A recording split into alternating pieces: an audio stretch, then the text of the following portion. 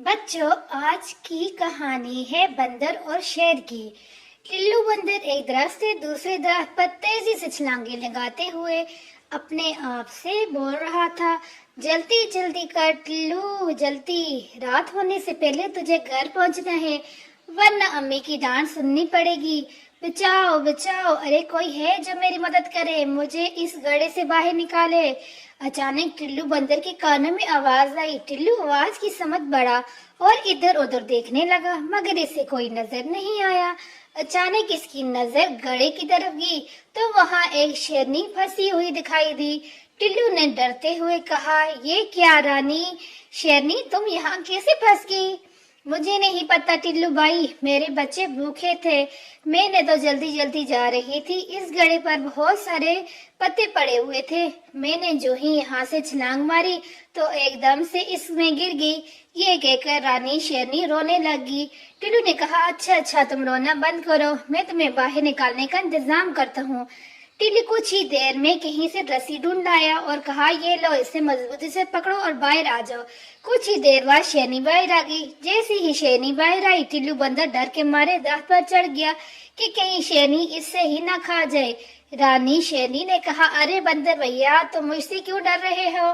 तुमने तो मेरी जान बचाई है, मैं तुम्हें शुक्रिया कहती हूँ, मैं तुम्हारा ये एहसान कभी नहीं भूलूंगी। आज से हम दोस्त हैं, तुम्हें जब भी मेरी जरूरत पड़ेगी मैं जरूर तुम्हारी मदद करूंगी।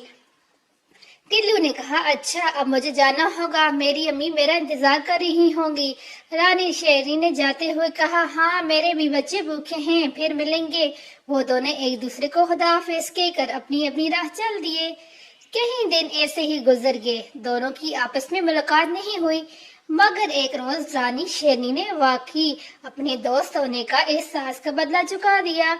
एहसान का बदला हुआ यूं कि इस जंगल में एक चीता भी रहता था जो छुप छुप कर जानवरों का शिकार करता था। एक बार शिकार तलाश करते हुए वो इस दरख्त पर चढ़ गया जिस पर टिल्लू का बड़ा सा घर भी था। इस वक्त टिल्लू बंदर अपने घर की टहनी पर लेटा हुआ अखबार पढ़ रहा था और इसकी अम्मी किचन में फ्रूट चाट बना रही थी। चीते ने इन्हें देखकर होंठों पर जुबान फेरते हुए कहा, वाह डिगरू चीते, आज तो पार्टी होगी, पार्टी। डिगरू आहिस्ता आहिस्ता आगे बढ़ा और एकदम से टिल्लू पर हमला करके इसे अपने पंजों में दबोच लिया। डिगरू चीते ने गुस्से से कहा, अब तुझे कौन बचाएगा, बंदर की औलाद, बचाओ बचाओ, अरे कोई तो इस जालिम चीते से मेरी जान बचाओ। टिल्लू चला चलाकर मदद के लिए पुकारने लगा। अचानक खुद को छुड़ाने की कोशिश में इसकी टांग फिसल गई और वह सीधा नीचे जा गिरा। डिगरू चीते भाई फौरन छलांग लगाकर नीचे आ गया और आहिस्ता आहिस्ता बंदर के पास आते हुए कहने लगा, अब तो तुम्हारी टांग भी टूट गई, भाग भी नहीं सकते हो तुम। लेकिन अचानक से डिगरू रुक गया और डरते हुए कहने लगा, रानी तुम मेरे रास्ते से हट जाओ।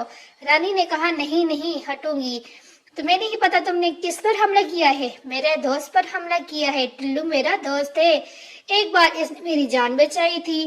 फिर रानी ने डिगरू को बहुत मारा, इतना मारा कि वह दम दबा के वहां से भाग गया।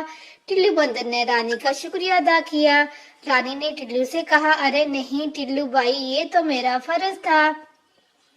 प्यारे बच्चों, इस कहानी से हमें सबक मिलता है कि अपने दोस्तों को मुश्किल वक्त में अकेला नहीं छोड़ना चाहिए, इनकी मदद करनी चाहिए, जितनी ही बड़ी मुश्किल हो हमेशा इनका साथ देना चाहिए, क्योंकि एक दोस्त दूसरे दोस्त को कभी भी मुश्किल में नहीं छोड़ता।